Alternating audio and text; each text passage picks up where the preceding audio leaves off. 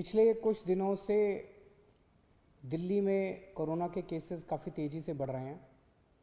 देश भर में कोरोना के केसेस तेज़ी से बढ़ रहे हैं और दिल्ली में भी पिछले कुछ दिनों से कोरोना के केसेस बढ़ रहे हैं।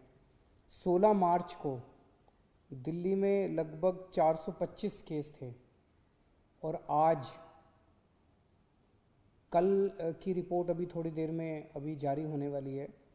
उसमें आज जो रिपोर्ट जारी होगी उसमें 3,583 केसेस हैं, 3,583 केसेस हैं।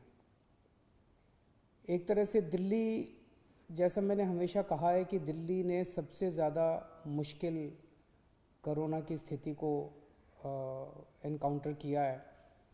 दिल्ली के लिए ये चौथी वेव है, देश के लिए ये दूसरी वेव हो सकती है, लेकिन दिल्ली के लिए ये चौथी वेव है, चौथी पीक हम लोग एनकाउंटर कर रहे हैं। लेकिन ये वाली पीक में जो देखने को मिला है कि एक्सपोनेंशियली इंक्रीज हो रहा, बहुत तेज़ी से केसेस दिन ब दिन इतनी तेज़ी के साथ केसेस बढ़ते जा रहे हैं।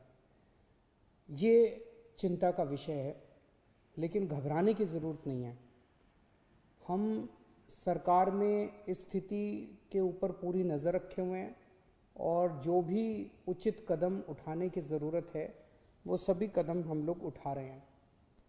इसको पूरा जो डेटा हम लोगों ने देखा है उसके हिसाब से ये केसेस तो बहुत तेज़ी से बढ़ रहे हैं, लेकिन इस बार ये जो कोरोना की चौथी वेव आई है ये पिछली वेव से कम सीरियस हैं। कम सीरियस मतलब कि एक तो मौतें काफ़ी कम हो रही हैं और दूसरा लोगों को अस्पताल में और लोगों को आईसीयू में जो भर्ती होते हैं वो काफ़ी पिछले उसके मुकाबले काफ़ी कम हैं।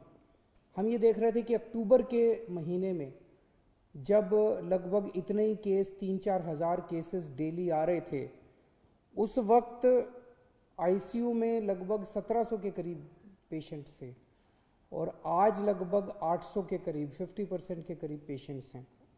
उन दिनों में जब डेली 3-4 हज़ार केसेस आ रहे थे, 40 के करीब मौत डेली हो रही थी। आज 10-12 के करीब मौत डेली हो रही हैं। तो अभी ये वाली जो वेव आई है ये पिछली वाली वेव के मुकाबले में कम सीरियस है कि लोगों को कम अस्पताल जाना पड़ रहा है, होम आइसोलेशन में लोगों का इलाज अच्छे से हो रहा है। अभी जो स्थिति है, सरकार में लॉकडाउन किसी भी तरह का करने का कोई विचार नहीं है। हम स्थिति पे नज़र रखे हुए हैं। भविष्य में अगर ज़रूरत कभी पड़ेगी तो मैं आपसे बातचीत करके ऐसा कोई निर्णय लिया जाएगा, लेकिन अभी फ़िलहाल कोई लॉकडाउन करने का सरकार का निर्णय नहीं, सरकार का विचार नहीं है।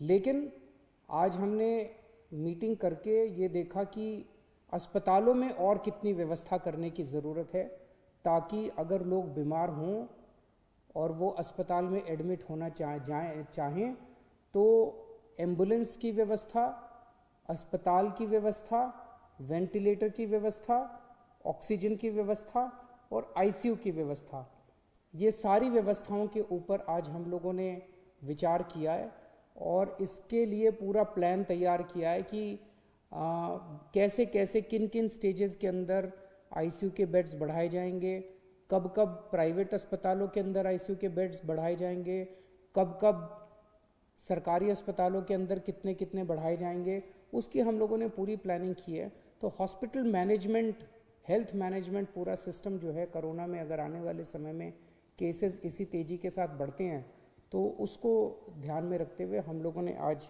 पूरी प्लानिंग की है।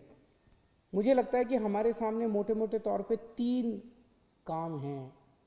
एक, इसको फैलने से किस तरह से रोका जाए, जिसमें हम हमेशा कहते हैं टेस्ट, ट्रेसिंग एंड आइसोलेशन। उसको बहुत एग्रेसिवली अब किया जा रहा है और जहाँ जहाँ कंटेनमेंट जोन्स बनाने की ज़रूरत है वहाँ कंटेनमेंट जोन्स बनाए जाएंगे और इसको फैलने से रोकने की कोशिश की जाएगी। लेकिन इसमें सरकार का रोल तो शायद बहुत कम है। सबसे बड़ा रोल जनता का है, सबसे बड़ा रोल आपका है। हम दिल्ली वालों ने पिछली 3 पीक्स को कितनी खूबसूरती के साथ टैकल किया और हम कामयाब हुए। मैं आज आपसे सबसे हाथ जोड़ के प्रार्थना करता हूँ कि फिर से वापस मास्क पहनना चालू कर दीजिए। इसको मास्क को यही एक चीज़ है, मास्क पहनना, सोशल डिस्टेंसिंग और अपने हाथ लगातार धोना। ये अगर हम करेंगे तो इसको फैलने से रोक सकते हैं। दूसरी चीज़ है हॉस्पिटल मैनेजमेंट की। अगर हम बीमार हो जाएं तो हमारे लिए उचित हॉस्पिटल में जगह होनी चाहिए, हमारे अच्छा इलाज होना चाहिए। उसके ऊपर सरकार उचित कदम उठा रही है। और तीसरा है वैक्सीनेशन। वैक्सीनेशन के ऊपर सरकार पूरा ध्यान दे रही है। हमें लगता है कि जितना ज़्यादा वैक्सीनेशन किया जाएगा उतना ज़्यादा इस बीमारी पे काबू पाया जा सकता है। हमें खुशी है कि केंद्र सरकार ने 1 अप्रैल से 45 साल से ऊपर की उम्र वालों के वैक्सीनेशन की इजाज़त दे दी है। कल हम लोगों ने 71,000, दिल्ली में 71,000, हमारी कैपेसिटी अब 96,000 की हो गई है, 71,000 वैक्सीनेशन किए। हमें 2 दिक्कतें आ रही हैं।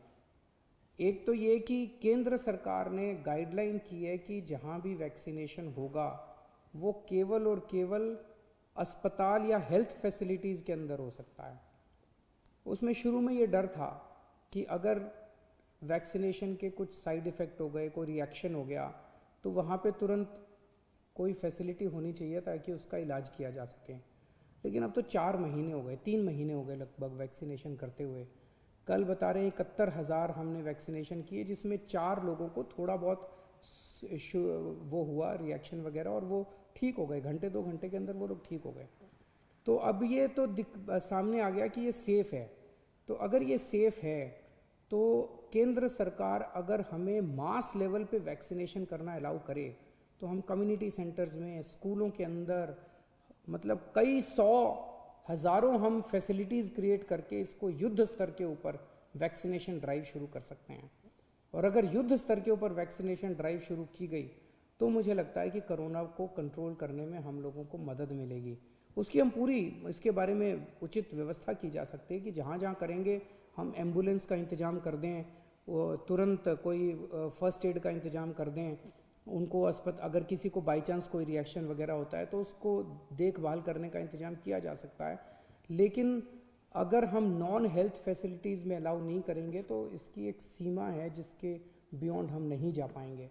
और दूसरा ये कि अब ये उम्र 45 साल की उम्र वाला क्लॉज हटा के और सारी जनता को एक साथ वैक्सीनेट, युद्ध स्तर के ऊपर वैक्सीनेशन करने का कार्य कर देना चाहिए ताकि हमें सबको इससे निजात मिल सके, कोरोना से निजात मिल सके। तो मैं उम्मीद करता हूं कि केंद्र सरकार इसको पूरे गौर करेगी और युद्ध स्तर के ऊपर राज्य सरकारों को अपने स्तर पे वैक्सीनेशन करने की इजाज़त देगी। और अंत में मैं जनता से अपील करना चाहता हूं कि दिल्ली की जनता ने बड़े बड़े काम करके दिखाए हैं और ये चौथी वेव भी हम लोग ज़रूर इस पे काबू पाएंगे। लेकिन आपसे फिर से अपील है कि मास्क ज़रूर पहनिए, सोशल डिस्टेंसिंग कीजिए और अपने हाथों को लगातार साबुन से या सैनिटाइज़र से साफ़ करते रहिए। बहुत बहुत शुक्रिया।